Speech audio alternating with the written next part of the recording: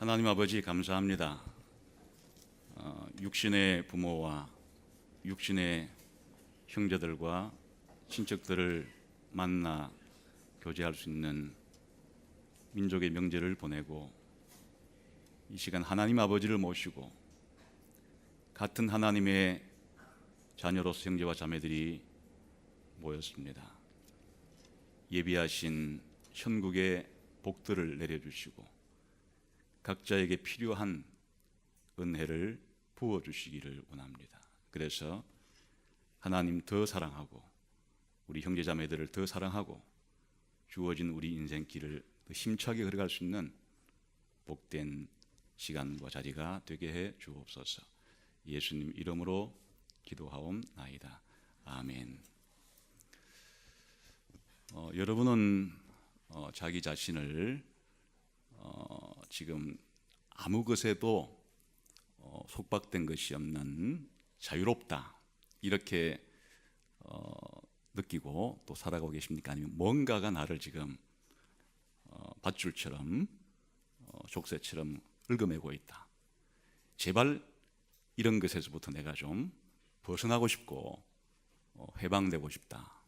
그런 게 있습니까?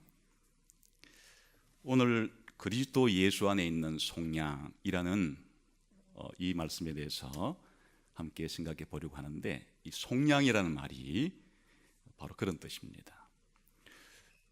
속량이라고 하는 말은 우리나라에서 고대에 몸값을 바꿔서 노예의 신분에서부터 풀어줘 가지고 이제 평민이 되게 하는 것을 속량이라 그렇게 말했습니다. 구속이라는 말과 똑같은 말인데, 구속이라는 말은 옛날에 우리나라에 안 써있던 것 같아요. 기독교가 들어와서 이런 기독교적인 의미의 이런 속량이라는 말을 쓰기 위해서 아마 만들어낸 한자가 아닌가 그런 생각이 듭니다. 그러나 이제 전반적으로 하나님께서 우리들을 속량했다. 누굴 통해 속량했는가 하니까 그리스도를 통해서 속량했다. 그러니까 이 속량이라는 말은 구속이라는 동일하다 그랬죠. 구속이라는 말로 좀 더 바꾸어 설명해 보면 하나님이 우리를 구속해 주시고 그리스도를 통해서 우리를 구속해 줬다는 것, 뭔가가 우리가 노예 상태와 같은 그러한 억압받고 속박된 비참한 그런 상태에서 뭔가의 값을 지불하고서 우리를 자유롭게 해방시켰다는 그런 말을 담고 있습니다. 그러니까 이 구속이라고 하는 이 말은 사실은 구원이라고 하는 말에 있어가지고 가장 중요한 한 측면을 보여줍니다. 우리가 구원을 받았다라고 말할 때 그리스도 예수 안에 있는 구속이란 그리스도 예수께서 뭔가 값을 지불하고 우리를 해방시켜줬다는 뜻이 되는 것이거든요. 그런데 이게 바로 구원의 가장 중요한 한 의미가 됩니다. 우선 이 구속이라는 말을 바울이 여기서 설명하고 있지는 않아요. 구속이란, 속량이란 이런 의미다라고 지금 이 본문에서 설명하고 있지는 않고 이 독자들이 이 내용을 알고 있는 것을 어느 정도 전제를 하고 있어요. 그리스도 예수 안에 있는 구속, 속량이라는 말을 쓰게 되면 그 뜻이 무엇인지를 어느 정도 알고 있으니까 쓴 것인데, 우리들에게는 지금 이런 그리스도 예수 안에 있는 속량이라는 말이 생소하니까 사도 바울이 쓴 다른 편지들에서 이런 속량 혹은 구속을 무슨 뜻으로 사용했는가를 살펴보려고 해요. 우선은 구약 시대에서부터 이 속량, 구속이라는 말이 대단히 중요하다는 사실을 우리가 알 수가 있는데, 구약 시대 하나님의 백성은 여호와 하나님께로부터 속량 혹은 구속을 받은 사람들이에요. 어디에서부터 구속을 받았죠? 이집트의 노예 상태로부터 하나님께서는 모세라는 중보자를 통해서 노예 상태에 있던 하나님 백성들을 구속해내신 것이에요. 그러니까 이 구속이라고 하는 것은 이스라엘 백성의 삶의 뿌리에 그들이 이스라엘 하나님의 백성이 되는 시초부터 그들은 여호와께로부터 구속받은 백성이에요. 정상적인 상태에 있는 상태에서 하나님께 더 좋은 것을 받은 게 아니고 이집트의 바로라고 하는 폭군 밑에서 노예살이라고 하는 종살이라고 하는 아주 비참하고 그들의 인생에 있어서 고달픈 그와 같은 종노릇 상태에 있었던 이스라엘 백성을 그대로 두지 않고 하나님께서 그들에게 자유를 주시고 해방을 주셨는데 그거를 표현하는 말이 바로 속량 혹은 구속이란 말이에요. 그러니까 이 구속이라는 말에는 기본적으로 구속받기 이전에 아주 비참한 그와 같은 억압 상태에 있다는 사실을 전제로 하는 것이고 그런 곳으로부터 하나님께서는 무엇인가의 값을 지불하시고 그 백성을 그렇게 자유를 주시고 해방을 주었다고 하는 그런 말이니까 이제 지금부터 3,500년 전에 이스라엘 백성의 그 노예 상태는 문자 그대로 이집트라고 하는 당대의 강대국으로부터 속국이 되어서 노예 상태에 실질적으로 정치적인 의미에서 그렇게 노예살이를 했던 거죠. 또 사회적으로도 이집트라는 사회 속에서 가장 최하층에 가장 경제적으로 어려운 열악한 상태에서 그렇게 살았으니까 그것은 그 당시로 볼 때 세계의 최강대국으로 한 나라의 주권을 잃어버린 상태에서 쉽게 말하면 그렇게 노예 상태에 있었으니까 오늘날로 말하면 정치적인 그런 노예 상태 혹은 사회적으로나 경제적인 노예 상태로부터 하나님께서는 그들에게 이제는 자유를 주었다. 그런데 지금 사도 바울이 그리스도 예수께서 우리 신자들을 구속했다라고 말할 때는 그런 의미가 아니죠. 뭔가 다른 외세, 다른 강대국으로부터 우리를 정치적으로 자유를 주고 해방을 주는 그런 의미는 아니잖아요. 혹은 고대 사회에 노예들과 종들이 많았죠. 한 나라 안에서도 지배계층으로부터 늘 그렇게 착취를 당하는 노동이라든지 여러 가지 재산들을 그렇게 늘 빼앗기는 억압받는 그런 상태에 있는 사람들이 많았는데 지금 그리스도 예수 안에 있는 구속이라는 것이 우리를 사회적으로 그런 노예청으로부터 우리를 해방해서 자유민을 만드는 그런 뜻도 아니죠. 지금 사도 바울이 그리스도 예수께서 우리 신자들을 구속했다라고 말할 때는 이런 정치적인 의미라든지 사회적인 의미에서의 그런 구속을 말하는 것이 아니고 영적이고 도덕적인 의미에서의 그런 노예 상태로부터의 해방을 말해주는 거예요. 무슨 말인가 하니까 고대의 여러 나라들은 두 종류겠죠. 그냥 자기 나라의 주권을 가지고 다른 외세로부터 지배를 받지 않고 그렇게 살아가는 독립국가가 있을 것이고 혹은 더 강대국으로부터 침략을 받아가지고 주권을 빼앗긴 채로 그렇게 속국이 되어서 살아가는 그런 방식의 삶이 있을 수가 있겠는데 사실은 인류 역사의 대다수의 기간 동안에 대제국들이 수많은 나라들을 그렇게 속국으로 만들어서 살아온 역사적인 경험이 있기 때문에 많은 사람들에게는 그것이 정치적으로 그리고 실질적인 속박된 상태에 있으랬어요.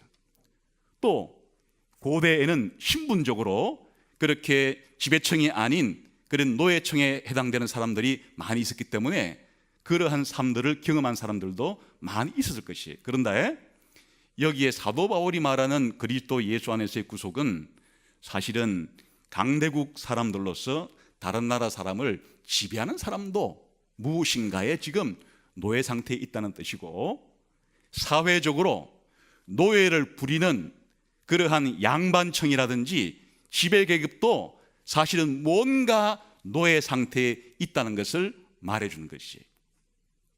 그러니까 지금 기독교가 말하는 그리스도 안에서의 이 구속은 보편적으로 누구나 인간 전체가 나라의 강약의 유무에 상관없이 전부 다 빠져 있는 어떤 노예 상태. 한 나라 안에서도 상류층과 중류층과 하류층을 막론한 모든 계층의 사람들이, 쉽게 말하면 동서고금과 남녀노소와 빈부귀천을 막론하고 인간들이면 태어날 때부터 빠져 있는 그런 노예 상태를 지금 말하는 것이에요.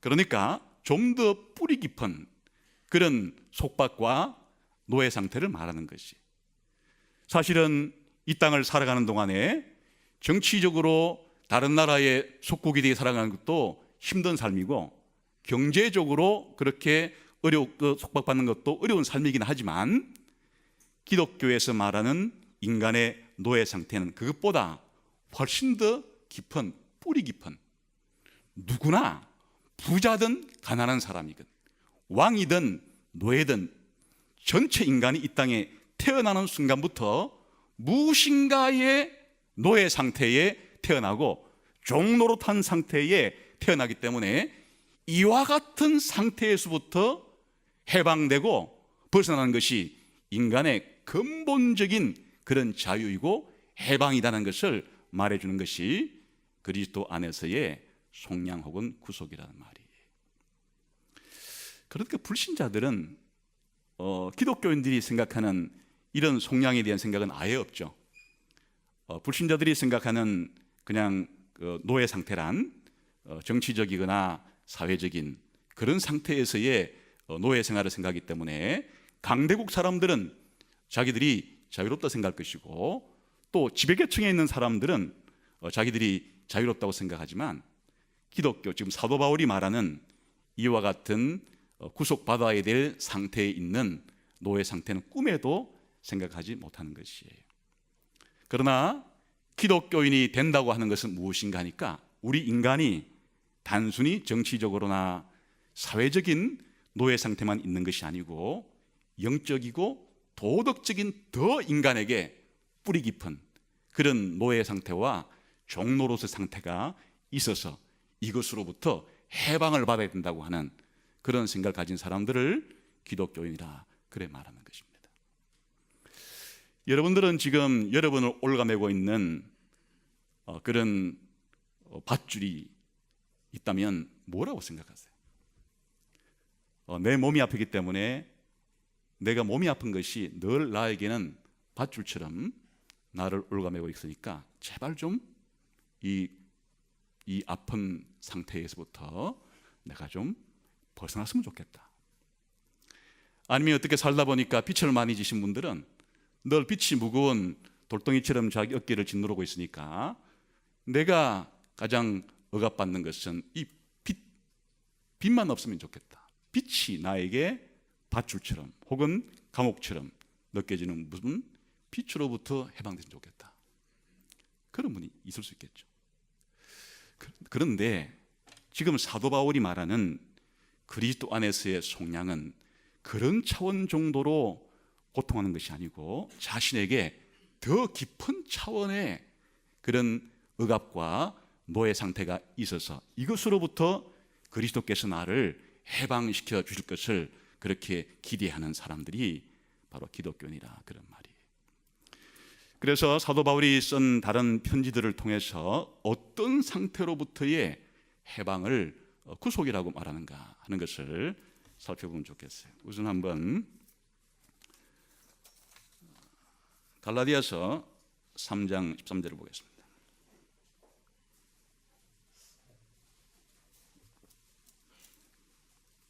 갈라디아서 3장 13절을 보겠습니다. 같이 읽어볼까요? 시작. 그리스도께서 우리를 위하여 저주를 받은 바 되사 율법의 저주에서 우리를 속량하셨으니, 기록된 바 나무에 달린 자마다 저주 아래 있는 자라 하였습니다. 여기에 우리를 속량한다는 말이 나왔죠. 아까 그리스도 예수 안에 있는 속량이라 그랬는데, 갈라디아 3장 13절에서는 우리를 무엇으로부터 속량해 주신다고요? 율법의 저주로부터 우리를 속량해 주셨다. 그리스도 예수 안에 있는 속량이란 말이 무슨 말인가 하니까 율법의 저주로부터 그리스도께서 우리를 속량해 줬다는 말인데, 율법의 저주라는 말이 딴 말이 아니고 죄를 지으면 죄값으로 율법이 죽음을, 저주를 부었다는 것이 죄값으로 인한 죽음을 가리키는 것이에요. 그러니까 이 그리스도께서 우리를 구속하시고 속량하신 이것은 누구나 인간이면 태어날 때부터 가지고 있는 그 밧줄, 그 감금 상태가 무엇인가 하니까 죄값으로 받아야 될 율법의 저주, 죽음을 가리키는 것이. 이 죽음으로부터의 해방이 우리 인간들에게 있어서 가장 중요한 해방 상태란 말이에요. 물론 다른 나라의 식민 지배로부터 벗어나는 것도 자유를 구가한다는 측면에서는 굉장히 중요한 그러한 속량이긴 한데, 사실은 다른 나라를 지배하는 계층의 사람이라 할지라도 이 율법의 저주로부터의 해방은 누구나 받아야 될, 누구나 피할 수 없는 한 인간에게 있어서 가장 큰 그런 속박 상태이고 억압 상태이고 바로 노예 상태란 말이에요. 그러니까 사도 바울이 지금 염두에 두고 있는 것은 그리스도께서 우리를 속량하러 오신 것은 무엇으로부터 우리를 해방시켜 주러 왔는가 하니까 바로 율법의 저주인 죽음으로부터, 죄의 형벌인 이 죽음으로부터 우리를 해방시켜 주러 온 가장 원초적이고 근본적인 해방을 시켜주러 오셨다, 그런 뜻이에요. 사실은 불신자들 가운데서도 자기가 죽음에 매여 있다, 죽음을 피할 길이 없다, 죽을 수밖에 없는 존재다 라고 하는 죽음의 이 노예 상태에 있다는 깨달음을 가지기는 누구나 진지하게 생각하면 가질 수 있지만은 일반 사람들에게 흔히 이 생각을 많이 하지는 않겠죠.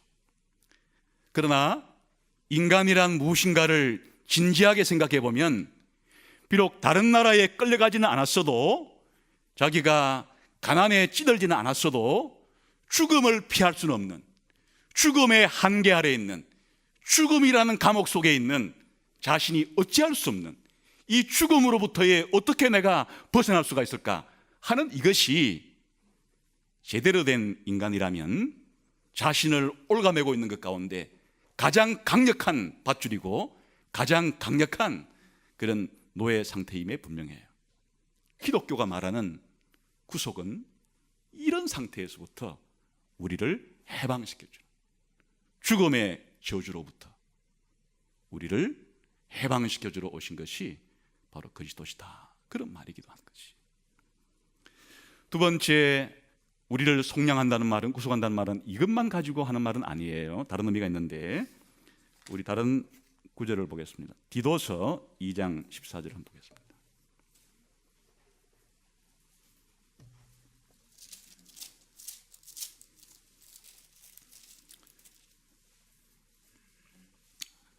디도서 2장 14절을 우리 한번 같이 읽어봅시다.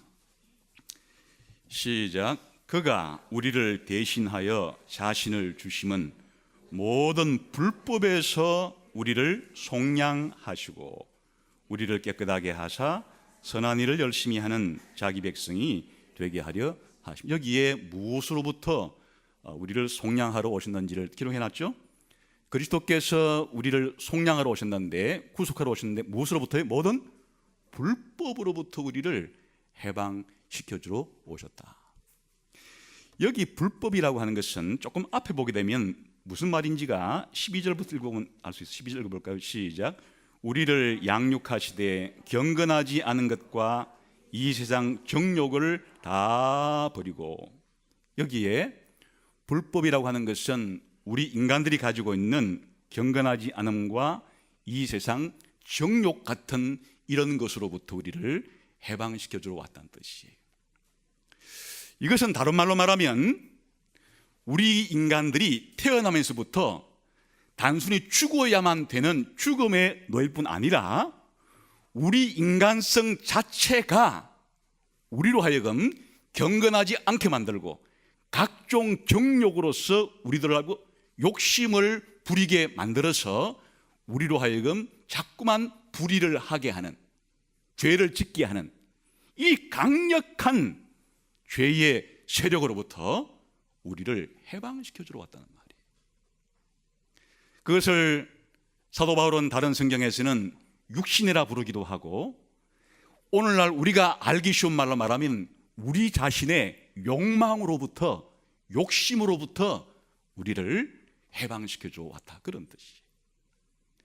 타락한 인간들은 죄값으로 죽어야 될 뿐 아니라 이 세상에 살아있는 동안에도 마지막 숨을 넘기기 전까지는 끊임없이 자기 안에서 각종 욕심들이 자기를 올가매고 있죠.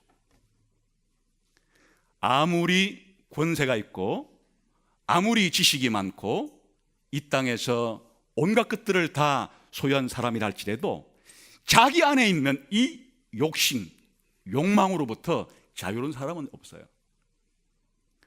달리 말하면 이기심, 자기중심성 이런 말로 표현할 수도 있고, 교만함, 거만함 이런 말로도 표현할 수가 있고, 그냥 우리가 알아듣기 쉬운 말로 하면 돈에 대한 욕심, 쾌락에 대한 욕심, 권력을 취하고자 하는 것에 대한 욕심, 다시 말하면 자기의 생각을 관철시키고 자기의 뜻을 관철시키고 싶은 이 권력을 지는 것, 다른 사람의 말에 따르기보다는 내 말을 다른 사람이 따르도록 하려고 하는 이 권력에 대한 욕구, 누구나 있어요.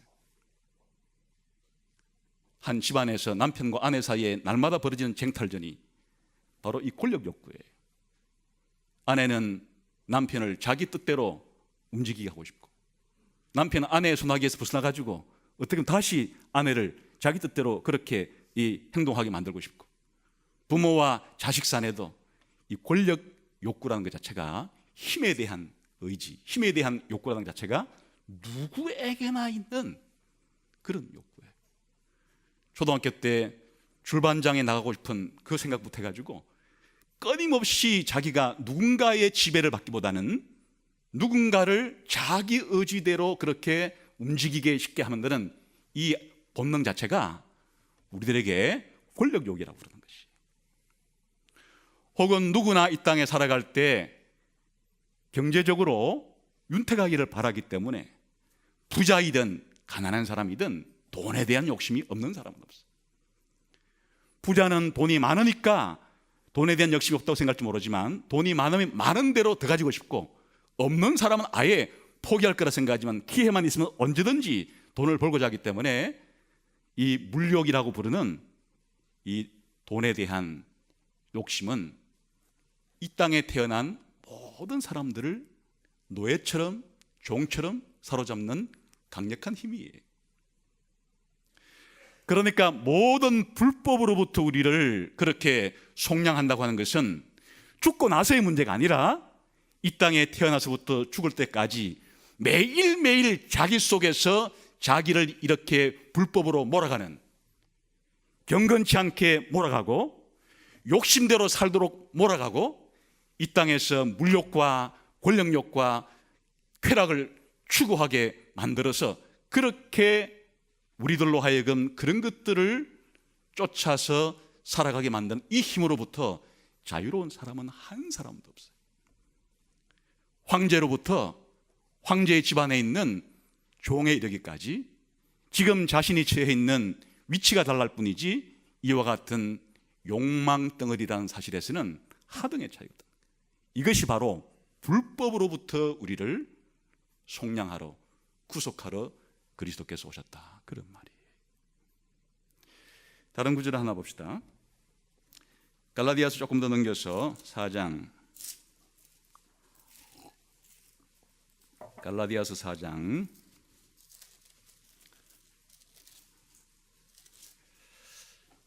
3절부터 5절까지 한번 봅시다. 갈라디아서 4장 3절부터 5절 시작. 이와 같이 우리도 어렸을 때에 이 세상의 초등 학문 아래에 있어서 종노릇하였더니 때가 참에 하나님이 그 아들을 보내사 여자에게서 나게 하시고 율법 아래에 나게 하신 것은 율법 아래에 있는 자들을 속량하시고 우리로 아들의 명분을 얻게 하려 하심이라. 여기에서는 또 다른 차원의 노예 상태를 의미하는데 3절에 보니까 이 땅에 태어날 때부터 유대인이건 이방인이건 어떤 종노릇하는 상태, 노예 상태에 빠져 있는데 여기서는 어떤 상태에 빠져 있다 그래요? 초등 학문 아래 빠져 있다. 이 얘기가 무엇인가니까 이 세상에는 그 세상이 추구하는 기본적인 가치관과 인생관과 세계관이라 부르는 이념들이 있어요. 다시 말하면 이방인들에게는 종교 자체가 또 철학이라는 것 자체가 사람들에게 올가매는 여기서 말하는 초등학문이라 부르는 그와 같은 가치관과 세계관과 인생관을 형성한 것이고 또 여기에 유대인들도 율법을 지켜야만 하나님께 의롭다함을 받을 수 있다고 말하는 그런 율법을 지켜야만 구원받겠다고 하는 이와 같은 율법주의적인 체계를 동일하게 묶어서 초등학문이라고 부르는 것이에요. 그러니까 요즘 우리가 쓰는 말로 말하면 이 세상의 유행, 이 세상의 가치관, 이 세상의 문화관, 이 세상의 이데올로기, 이와 같은 것들에 우리가 전부 다 종노릇하고 있었는데 그리스도께서 우리를 이와 같은 세상의 초등학문으로부터 속량하기 위해서 해방시켜주기 위해서 오셨다.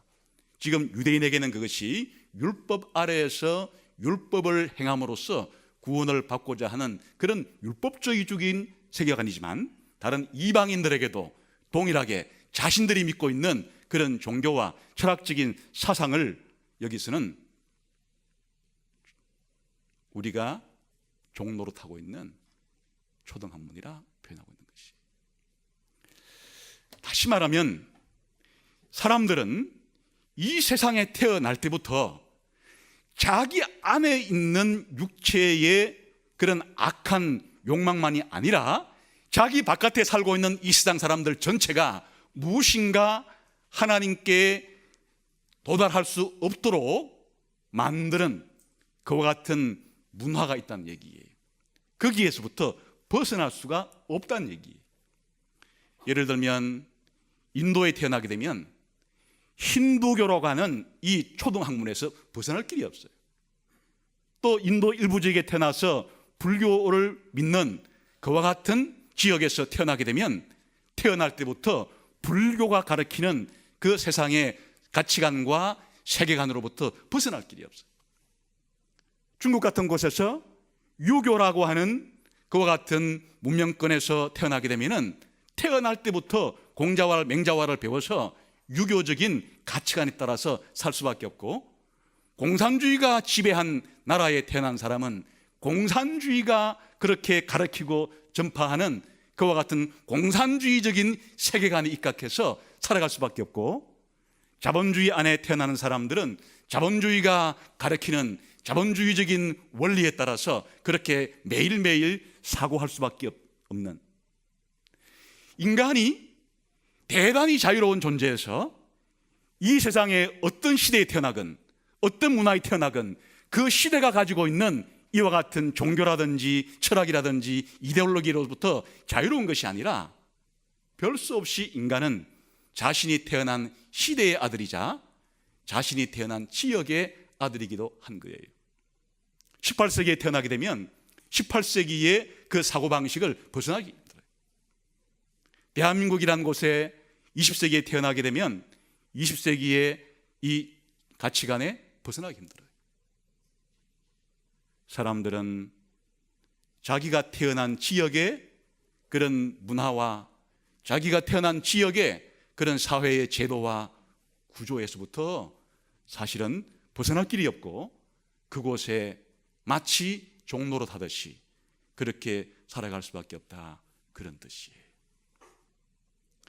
그러니까 그리스도께서 우리를 속량하러, 구속하러 오신 것은 이와 같이 이 세상이 어느 시대이든지 간에 그 시대가 가지고 있는 반하나님적이고 비성경적인 그런 인생관과 가치관을 심어주려고 하는 시대의 정신으로부터, 시대의 유행으로부터, 시대의 잘못된 가치관으로부터 우리를 해방시켜주러 왔다, 그런 뜻이에요. 더 나아가서 이것은 우리의 눈에 보이지 않는 거대한 영적인 세계로부터의 속량이기도 해요. 우리 한번 골로새서 1장을 봅시다.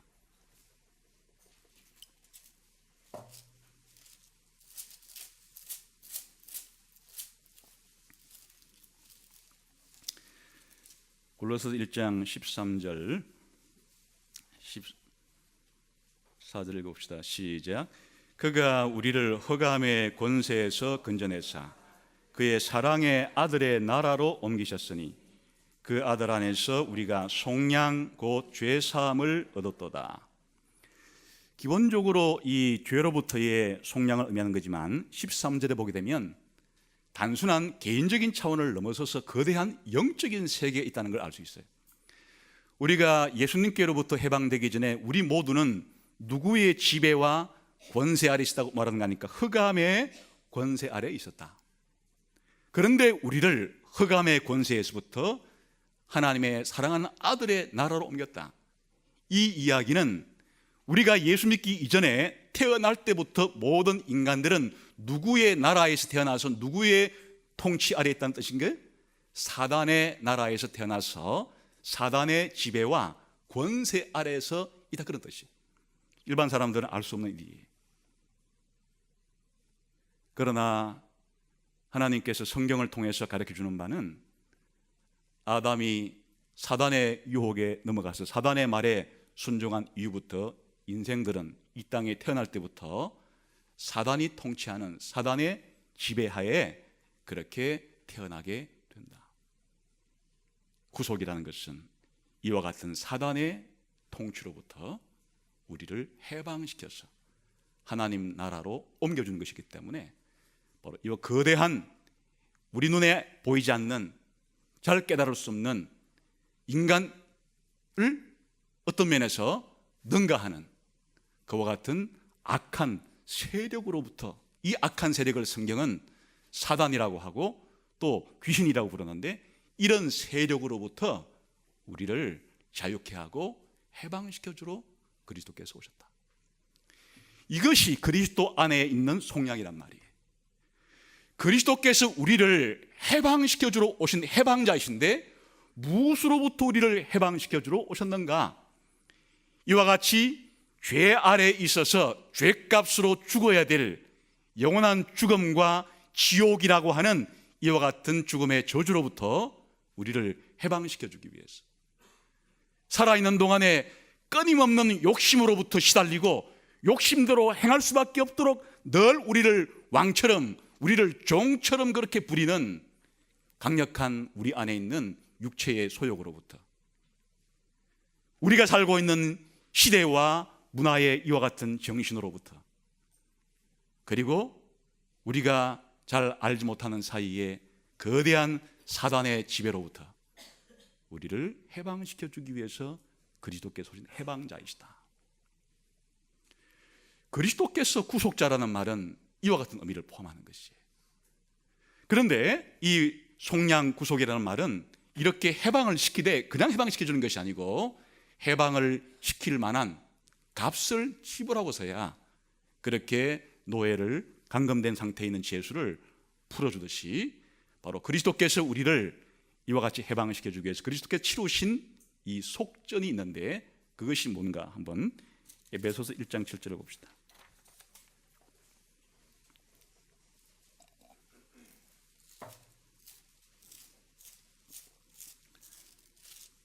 읽읍시다. 시작. 우리는 그리스도 안에서 그의 은혜의 풍성함을 따라 그의 피로 말미암아 속량 그 죄사함을 받았느니라. 우리가 속량을 받는 것은 무슨 대가가 지불됐다고요?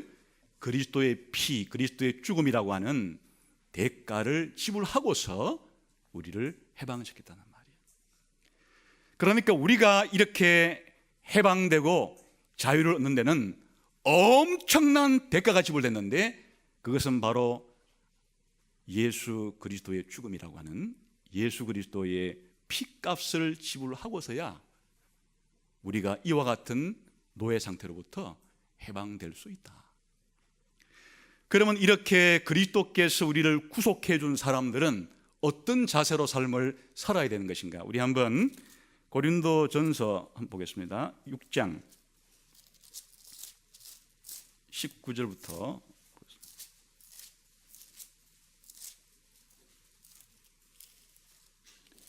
6장 19절부터 한번 읽어봅시다. 19절 20절 시작. 너희 몸은 너희가 하나님께로부터 받은 바 너희 가운데 계신 성령의 전인 줄을 알지 못하느냐? 너희는 너희 자신의 것이 아니라 값으로 산 것이 되었으니 그런즉 너희 몸으로 하나님께 영광을 돌리라. 값으로 산 것이 되었다는 말이 그리스도의 피값으로 우리가 속량되었다, 구속되었다, 그런 말이에요. 다시 말하면 그리스도께서 오신 것은 우리로 하여금 장차 죽음에서부터, 죽음의 저주로부터 우리를 해방시켜서 부활의 몸을 주시겠지만, 그뿐 아니라 이 땅에 있는 동안에도 우리를 불법으로부터, 우리로 하여금 욕심쟁이가 되지 않도록, 욕심으로 가득 찬 인생을 살지 않도록, 각종 이 잘못된 욕심으로부터 우리를 건지시기 위해서 왔으니까, 불신자들인 기본적으로 이 땅을 살아갈 때 그와 같은 욕심 부리는 것이 그들에게는 자연스러울지 모르지만 우리 기독교인들에게는 그와 저항해야 된다. 이제는 그런 욕심으로부터 그리스도께서 우리를 해방시키러 오셨고, 그렇게 해방을 맛볼 수 있도록 했기 때문에 그렇게 살아가는 것이, 자신 속에 있는 그런 욕심과 싸우는 것이, 그게 하나님께 우리 몸으로 영광을 돌리는 것이. 그뿐 아니라 우리가 살아가고 있는 이 시대에 여러 가지의 주장들, 이 시대가 요구하는 그와 같은 가치관에 굴복해서는 안 된다는 뜻이, 그 가치관이 성경과 위배될 때는. 그런데 우리들에게는 아직도 이 구속 자체가 완전하지는 않기 때문에, 주님 오시는 그날에 우리의 구속이 완전할 것이기 때문에 지금은 우리들도 여전히 신자래도 이와 같은 자신의 육체의 욕심에 휘둘릴 수가 있고, 또 세상의 각종 시대 정신에 휘둘릴 수가 있기 때문에 그렇게 되지 않도록 살아가는 것이 하나님께 영광을 돌리는 삶이라는 것이. 사실은 신자들도 휘둘리기가 쉽죠. 예를 들어서 이 지역성 자체를 잘 타파하지 못해요. 교회는 그리스도께서 이런 이 세상의 초등학문으로부터 해방시켜주기 위해서 오셨는데 여전히 지역성을 탈피하지 못하는 사람들이 많이 있어요. 한국교회 안에도 그렇게 일반 사람들이 지역 감정을 가지고 있는 것 자체를 그대로 거기에 오염돼 가지고, 교회 안에서도 그렇게 이 지역에 서로 다른 지역에 사는 사람보다 같은 지역 출신이게 되면 더 그렇게 환호하고 하는 것 자체가 아직도 지역성의 이와 같은 시대의 풍조에 그렇게 많이 벗어나지 못하는 삶을 살 수도 있다. 심지어 교단이 쪼개지고 신학교가 쪼개지는데도 경상도패, 전라도패 이와 같은 식으로 그렇게 나눠진 사례도 있다. 그뿐 아니라 이 연령층에 따라서도 교회 안에서는 여전히 자기가 속해 있는 이 당파적인 것에부터 벗어나지는 못해요. 젊은 사람들일수록 진보 성향이 강하고, 나이 많은 사람들일수록 보수 성향이 강한데, 그건 자기의 이 연령층에 알게 모르게 영향을 받고 있어요. 그뿐 아니라 자신이 속해 있는 계층이 좀 먹고 살만한 상류층인지, 아니면 자신이 경제적으로 어려운 삶을 사는지에 따라서도 정당에 대한 그와 같은 편파적인 선호도가 갈라지는 이유 등은 여전히 우리가 세상의 초동학문과 같은 이 세상의 가치관 속에 아직도 깊이 연루되어 있다는 뜻이에요.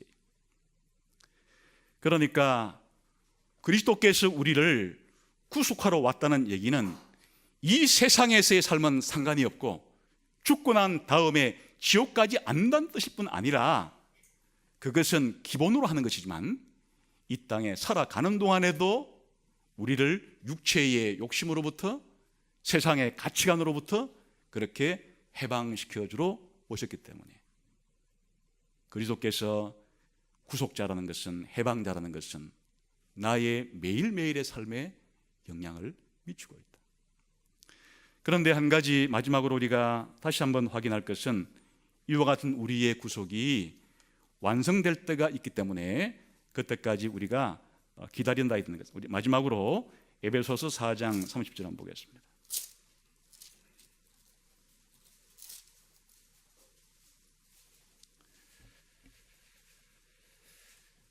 같이 읽어보겠습니다. 시작. 하나님의 성령을 근심하게 하지 말라. 그 안에서 너희가 구원의 날까지 인치심을 받았느니라. 여기에 구원은 속량과 같은 말이에요. 구속이라는 단어를 뜻이 비슷하니까 이렇게 번역합니다. 다시 말하면 우리가 완전히 구속을 받는 때는 언제라는 거예요? 여기에 구속의 날까지 성령으로 인침을 받았다는 것이니까 완전히 구속받을 구속의 날은 언제란 얘기예요? 그리스도께서 재림하신 그 날이 지금 말한 이 모든 것으로부터의 완전한 해방을 주시는 것인데, 그때까지는 여전히 우리가 때로는 죽음의 공포 아래, 때로는 각종 욕심의 그런 종로로 타면서, 때로는 시대의 가치관에 가치 보조를 맞추면서 그렇게 살아가기도 하는 상태에 있다는 것이.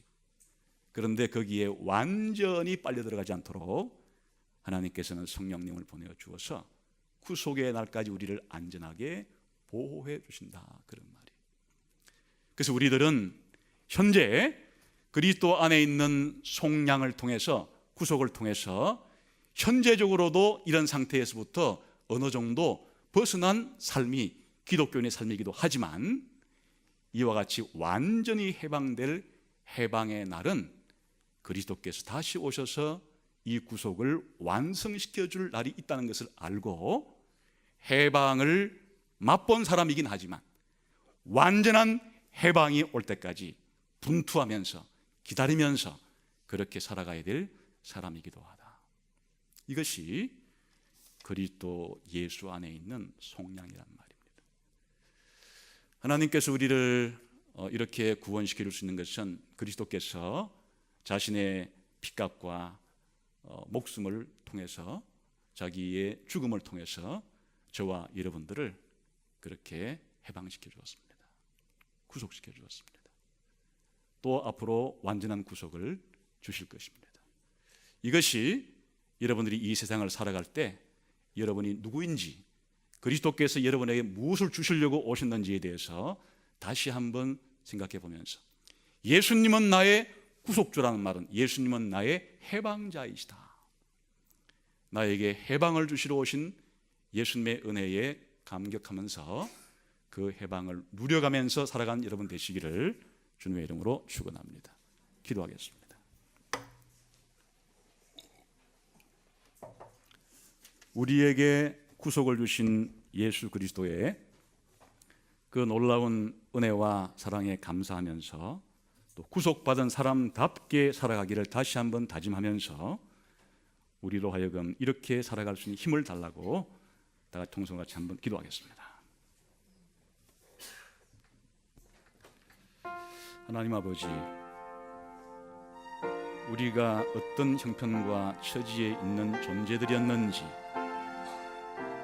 지금은 어떤 상태로 바뀌었는지, 이 세상이 어떤 처지 가운데 살아가고 있는지, 그리스도께서 이 땅에 오신 목적이 무엇인지 우리로 하여금 새로운 깨달음을 주시고, 이 깨달음에 입각해서 우리 삶을 재조정하게 해주시고, 우리의 모든 일거수일투족이 그리스도의 구속의 은혜에 반응하는 삶이 될 수 있도록 역사해 주시기를 원합니다.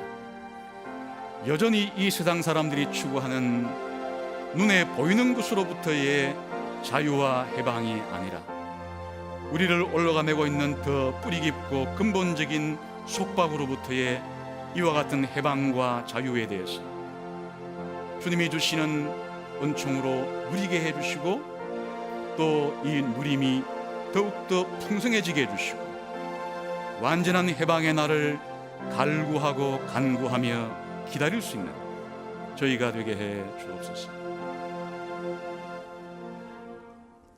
하나님 아버지, 참 감사합니다.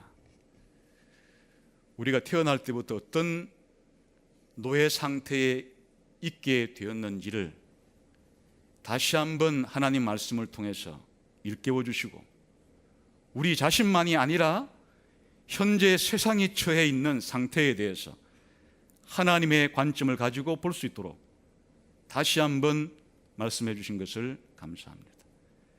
세상을 살아간다는 뜻은 우리를 올가매고 있는 각종 속박으로부터 주님이 주시는 자유와 해방을 누린다는 뜻인데 이와 같은 해방을 누릴 뿐 아니라 더 완전하게 주실 해방에 대한 기대감을 가지고 매일매일 이 땅을 살아갈 수 있는 구속받은 자들이 되게 해 주옵소서. 예수님 이름으로 기도하옵나이다. 아멘.